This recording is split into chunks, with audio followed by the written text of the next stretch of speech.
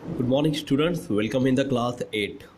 जैसे कि आप देख पा रहे हैं, आज हम लोग शुरू करने जा रहे हैं हमारा विषय इतिहास और नागरिक शास्त्र, जिसमें अभी तक हमने पाठ 2 शुरू किया हुआ है। और पाठ 2 में हमारा उपनिवेशवाद, यहाँ तक हमारा इसके पहले वीडियो में हमने ये सब चीज़ें देखी हुई है बेटा। आज हम लोग जो भाग देखने जा रहे हैं वो है साम्राज्यवाद। अब साम्राज्यवाद जहाँ से हम लोग यहाँ पे इसकी शुरुआत करेंगे, तो सबसे पहले मैं आपको ये बता दूं कि साम्राज्यवाद यानी क्या होता है। तो बहुत सारे उपनिवेशवाद को साम्राज्यवाद कहते हैं। जैसे इन शॉर्ट में बताना चाहूँ तो विकसित राष्ट्रों द्वारा अविकसित राष्ट्रों पर अपना समग्र वर्चस्व स्थापित करने को और अनेक नए उपनिवेश स्थापित करने को साम्राज्यवाद कहते हैं। मतलब यदि कोई राष्ट्र विकसित राष्ट्र है और वो अपना वर्चस्व अविकसित राष्ट्रों पर क्या कर रहा है बेटा, अपना वर्चस्व स्थापित कर रहा है, या अविकसित है वो भी अपना वर्चस्व स्थापित कर रहा है, और फिर उपनिवेश भी उसने बहुत सारा ज़्यादा मात्रा में उपनिवेश या फिर अपना जो व्यापार है वो बढ़ाया हुआ है, तो उस प्रक्रिया को साम्राज्यवाद कहते हैं। तो जैसे एशिया और अफ्रीका महाद्वीप के अनेक देश यूरोपीय राष्ट्रों की साम्राज्यवादी महत्वाकांक्षा के शिकार बने। मतलब सबसे ज़्यादा अगर देखा जाए तो पूरे वर्ल्ड में यानी कि पूरी दुनिया में सबसे ज़्यादा साम्राज्यवाद के अगर शिकार बने तो वो 2 महाद्वीप थे, एशिया और अफ्रीका। ठीक है, अब ये कैसे बने इसका जवाब आपको सामने मिलेगा। सामने आपको बताया गया है ब्रिटिश ईस्ट इंडिया कंपनी का भारत में साम्राज्यवाद। अब भारत में अपना व्यापारिक एकाधिकार प्राप्त करने के लिए यूरोपीय सत्ताओं के बीच कांटे की प्रतिद्वंदिता चल रही थी। मतलब भारत में अपना वर्चस्व तो सभी को लगता था कि हमारा वर्चस्व हो, यूरोपीय सत्ताओं को लगता था, ब्रिटिशों को भी लगता था कि हमारा भी वर्चस्व हो। इसलिए सन 1600 ईस्वी सन में अंग्रेजों ने भारत में व्यापार करने हेतु ब्रिटिश ईस्ट इंडिया कंपनी की स्थापना की थी। ये बात बहुत ज़्यादा इम्पोर्टेंट है कि भारत के चरण कमल क्यों कहे हम लोग इसे, कि उसकी कुदृष्टि जब भारत पर पड़ी ब्रिटिश की, तो उन्होंने सबसे पहले अपना व्यापार शुरू करने के लिए ब्रिटिश ईस्ट कंपनी की स्थापना की थी सन 1600 में। और इस कंपनी ने ही जहांगीर बादशाह से अनुमति प्राप्त करके सूरत में गोदाम की स्थापना की, और यहाँ से ही शुरू हुई हमारी भारत की आज़ादी पर एक मुहर लग गई थी। भारत की आज़ादी पर ग्रहण लग गया था, और उस ग्रहण की वजह से ईस्वी सन 1947 तक हम लोग ये जंग लड़ते रहे, ब्रिटिश को हराने की कोशिश की, और आखिर में जाकर हम लोग स्वतंत्र हुए। तो इस कंपनी ने जहांगीर बादशाह से ही अनुमति प्राप्त की हुई थी, और उसी के वजह से सूरत में उन्होंने गोदाम की स्थापना की, और इस कंपनी द्वारा भारत का इंग्लैंड के साथ व्यापार चलता था। अब देखिए, जहांगीर बादशाह ने भी ये सोचकर उनको अनुमति प्राप्त दे दी कि चलो परदेसी व्यापार होगा, या फिर वहाँ की चीज़ें यहाँ आएगी, यहाँ की चीज़ें वहाँ जाएगी, तो और मुनाफा होगा, हमारा भारत देश और प्रगत होगा और तरक्की करेगा। परंतु ऐसा नहीं हुआ, क्योंकि ब्रिटिश और अंग्रेज़ों के मन में ये बात पहले से ही दबी हुई थी कि वो भारत पर अपना वर्चस्व स्थापित करना चाहते थे। वो भारत को साम्राज्यवाद में लाना चाहते थे, अपना साम्राज्य बढ़ाना चाहते थे। फिर यहाँ पे आपको बताया गया बेटा अंग्रेज और फ्रांसीसियों के बीच संघर्ष। अब ये जो भारत में चल रही जो व्यापारिक होड़ थी, है ना, अंग्रेज और यूरोपियों के बीच में, यूरोपीय भी हमारे देश में अपना व्यापार बढ़ा रहे थे, परंतु वो साम्राज्यवाद बढ़ाने के बारे में नहीं सोच रहे थे। तो इस वजह से अंग्रेज और फ्रांसीसियों के बीच में संघर्ष हुआ। देखिए इसमें क्या बोला है कि भारत में चल रही व्यापारिक होड़ में अंग्रेज और फ्रांसीसी एक दूसरे के प्रतिद्वंदी बने। इस प्रतिद्वंदिता के चलते अंग्रेज और फ्रांसीसियों के बीच 3 युद्ध हुए। ये युद्ध महत्वपूर्ण है बेटा कि ये कर्नाटक युद्ध के रूप में जाना जाता है। तीसरे कर्नाटक युद्ध में अंग्रेजों ने फ्रांसीसियों को निर्णायक रूप से पराजित किया। अब देखिए, अंग्रेजों ने यूरोपियों को, फ्रांसीसियों को बहुत ही क्रूरता से, निर्णायक रूप से उनको पराजित किया। मतलब तीसरे युद्ध में उनको सफलता प्राप्त हुई। परिणाम स्वरूप भारत में ब्रिटिश ईस्ट इंडिया कंपनी के सम्मुख कोई भी प्रबल यूरोपीय प्रतिस्पर्धी बचा ही नहीं था। मतलब ब्रिटिशों ने अपनी सत्ता वर्चस्व इतना बढ़ा दिया था और इतना भारतीयों को धमका दिया था कि हम लोग यदि यूरोपियों को हरा सकते हैं तो भारतीयों को भी हरा सकते हैं और हमारा साम्राज्यवाद भी बढ़ा सकते हैं। तो ये हो गया हमारा हमने जो देखा है वो यूरोपीय देशों में यानी फ्रांसीसियों और ब्रिटिशों के बीच में युद्ध का वातावरण। अब हम लोग चलते हैं हमारे अगले भाग की तरफ, वो है बेटा बंगाल में ब्रिटिश ईस्ट इंडिया कंपनी की सत्ता की नींव रखी गई। सबसे पहले जब ब्रिटिश ईस्ट इंडिया कंपनी की सत्ता की कहाँ पे बढ़ चढ़ कर उसकी मांग हो या फिर जहाँ पे उनको आसानी हो अपना राज्य फैलाने में, वो राज्य था बंगाल, जो कि भारत में ही है। और बंगाल राज्य में ब्रिटिश ईस्ट इंडिया कंपनी ने अपनी सत्ता की नींव रखी। तो स्टूडेंट्स, बंगाल में ब्रिटिश ईस्ट कंपनी की सत्ता की नींव कैसे रखी गई, इसके बारे में विस्तृत चर्चा अब हम लोग करेंगे। इसको शुरू करने के पहले मैं तो आपको यहाँ पे कुछ नामों के सामने यहाँ पे अंडरलाइन करके बता रहा हूँ बेटा। पहला है सिराज उद दौला, ठीक है, और उसके बाद आता है मीर जाफ़र। ये नाम आप लोग बहुत अच्छे से ध्यान में रखिए, ठीक है। सिराज उद दौला, मीर जाफ़र, ठीक है। उसके बाद एक और नाम है रॉबर्ट क्लाइव, ये भी नाम आप लोग याद रखिए, रॉबर्ट क्लाइव। इसके बाद आता है मीर जाफ़र के बाद आता है बेटा मीर कासिम, और मीर कासिम के बाद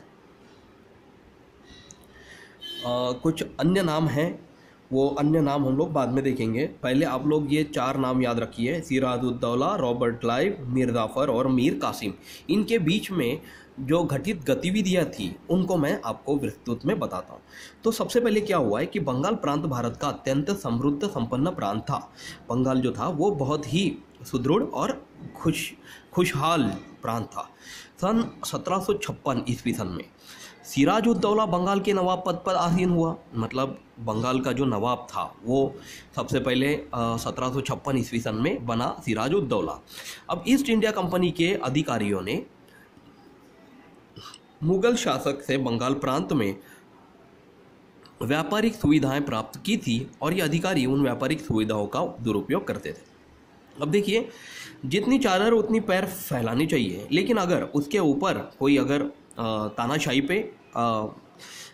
पे आ जाए तो उसको रोकना बहुत ज़रूरी होता है। वैसे ही ईस्ट इंडिया कंपनी के जो नियम थे, उनको जो सुविधाएं दी गई थी, उनका वो दुरुपयोग कर रहे थे और उन व्यापारिक सुविधाओं का दुरुपयोग करते समय सिराज उद दौला, जो कि वो बंगाल के नवाब थे, उनको वो अच्छा नहीं लगा। तो अंग्रेजों ने नवाब से अनुमति प्राप्त किए बिना कोलकाता में अपने गोदाम के चारों ओर बाड़ भी खड़ी कर दी। अब देखो बेटा कि अंग्रेजों ने इनकी हिम्मत बढ़ गई थी कि नवाब से न पूछते हुए उन्होंने कोलकाता में अपना गोदाम बनाया और गोदाम के चारों ओर बाड़ भी खड़ी कर दी।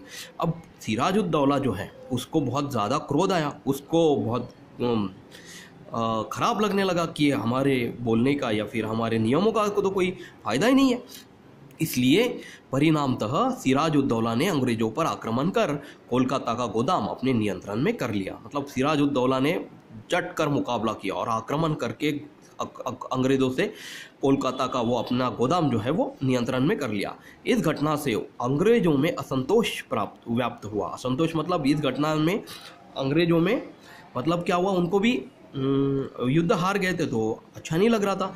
तो उनका जो सेनापति था, मतलब रॉबर्ट क्लाइव, जो उनका सेनापति यानी कि एजेंट था, उन्होंने कूटनीति का सहारा लेते हुए नवाब का जो सेनापति है, मतलब नवाब कौन, सिराज उद दौला, उसका सेनापति कौन था, मीर जाफ़र। तो मीर जाफ़र को प्रलोभन देकर उनको अपनी तरफ कर दिया। किसने, रॉबर्ट क्लाइव ने। कि रॉबर्ट क्लाइव ने बोला कि मीर जाफ़र तू ऐसा कर, तू मेरे पक्ष में आ जा और मेरे पक्ष में आने के बाद मैं तुम्हें सिराज उद दौला को हटाकर मैं तुम्हें बंगाल का नवाब बना दूंगा। इसलिए मीर जाफ़र उसकी बातों में आ गया और मीर जाफ़र को नवाब का पद प्रलोभन दिखाया और अपने पक्ष में कर लिया। सन 1757, 1 साल बाद ईस्वी सन में प्लासी में नवाब सिराजुद्दौला और अंग्रेज की सेनाएं आमने सामने आ गई। अब देखिए कि रॉबर्ट क्लाइव की सेना और सिराजुद्दौला की सेना एक दूसरे के सामने थी, परंतु उसका जो सेनापति था मीर जाफ़र, इस मीर जाफ़र ने क्या किया था, अपनी सेना को अपनी तरफ कर लिया था। सिराजुद्दौला का साथ न देने के लिए बोला गया, तो अपने आप वो सिराजुद्दौला जो है, अगर वो युद्ध ही नहीं होगा और मीर जाफ़र उसका नेतृत्व करेगा तो अंग्रेज़ों की ही जीत होगी। इसलिए मीर जाफ़र के नेतृत्व में नवाब की सेना ने युद्ध में भाग नहीं लिया, सिराजुद्दौला की सेना ने भाग ही नहीं लिया और वो सेना वहीं से वो भाग गई। परिणामतः सिराजुद्दौला की पराजय हुई और अंग्रेज़ों की जीत हुई। अब इसके बाद अंग्रेज़ों के समर्थन में मीर जाफ़र बंगाल का नवाब बना। अब सबसे पहले तो जैसे अंग्रेज़ों ने ज़बान दी थी मीर जाफ़र को कि आपको बंगाल का नवाब बना देंगे, तो उसको बना दिए। अब आगे चलकर उसके विरोध किए जाने पर, मतलब मीर जाफ़र के अंग्रेज़ों को विरोध करने पर अंग्रेज़ों ने दूसरी चाल खेली। उन्होंने मीर जाफ़र के दामाद यानी मीर कासिम को ही बंगाल का नवाब बना दिया। अब देखिए, पहले नवाब कौन था, सिराजुद्दौला, फिर बाद में नवाब कौन बना, मीर जाफ़र। और जब मीर जाफ़र ने अंग्रेज़ों के कार्यकाल को या उनके व्यापारिक सुविधाएं की जो दुरुपयोग करते थे उसको यदि विरोध किया, तो तुरंत अंग्रेज़ों ने उसके दामाद को ही नवाब बना दिया। और फिर मीर कासिम ने भी अंग्रेज़ों के अवैध व्यापार को रोका, उसकी रोकथाम की, और रोकथाम करने का प्रयास करते ही अंग्रेज़ों ने क्या किया, दोबारा चाल खेली और फिर उसका जो ससुर था, मतलब मीर कासिम का ससुर कौन था, मीर जाफ़र को दोबारा उन्होंने नवाब बना दिया। अब इस बात से मीर कासिम बहुत मतलब क्रोध में था और उसको भी लगता था कि अंग्रेज़ों को भारत में से हटाना, निकालना बहुत ज़रूरी है। इस वजह से मीर कासिम ने अपनी एक नई सेना बनाई। बंगाल में चल रही अंग्रेज़ों की गतिविधियों पर अंकुश रखने के लिए मीर कासिम ने अयोध्या का जो नवाब था शुजा-उद-दौला और मुग़ल शासक शाह आलम, देखिए ये दो नाम और इसके साथ जुड़ गए हैं बेटा, शुजा-उद-दौला और शाह आलम, अयोध्या और मुग़ल शासक, इन दोनों को एक साथ करके अंग्रेज़ों के विरुद्ध एकत्रित अभियान चलाया। मतलब सिराजुद्दौला जो था वो तो अभी कहीं पे भी नहीं था, शुजा-उद-दौला था, शाह आलम था और मीर कासिम, इन तीनों ने एकत्रित होकर एक अभियान चलाया। फिर सन 1764 ईस्वी सन में बिहार के बक्सर नामक स्थान पर यह युद्ध हुआ। 1764 साल में, मतलब देखिए सन 1757 के बाद एकदम 7 साल बाद 1764 में बिहार में एक युद्ध हुआ। किसके विरुद्ध? अंग्रेज़ों के विरुद्ध। और इस युद्ध में अंग्रेज विजयी बने, मतलब शुजा-उद-दौला, शाह आलम और मीर कासिम, इनका पराजय हुआ। इस युद्ध के पश्चात इलाहाबाद की संधि के अनुसार बंगाल के सूबे में दीवानी यानी के अर्थात राजस्व इकट्ठा करने का अधिकार ब्रिटिश ईस्ट इंडिया कंपनी को प्राप्त हुआ। मतलब उनकी हार हुई और यदि अंग्रेज जीते, ब्रिटिश जीते, इसका मतलब यह है कि इलाहाबाद में उन्होंने अपना राजस्व और अधिकार शुरू कर दिया और ब्रिटिश ईस्ट इंडिया कंपनी को ये अधिकार प्राप्त होने की वजह से वहाँ पे उन्होंने अपना विस्तार करना शुरू किया और इस प्रकार भारत में अंग्रेजी सत्ता की नींव बंगाल में रखी गई। इस तरह से अपने भारत में अंग्रेजी सत्ता की नींव जो है वो बंगाल में रखी गई। तो आप लोग ये जो नाम मैंने आपको यहाँ पे बताए हैं वो नाम अच्छे से याद रखिए और इस घटना को अपने वाक्यों में, वचनों में बोलकर देखने की ज़रूर कोशिश कीजिए। आप ज़रूर इसके बारे में लिख पाएंगे यदि प्रश्न पूछा गया है तो ये परीक्षा में। ठीक है, अब इसके बाद वाला जो भाग है वो हम लोग अगली हमारे क्लास में देखेंगे। Thank you class, bye.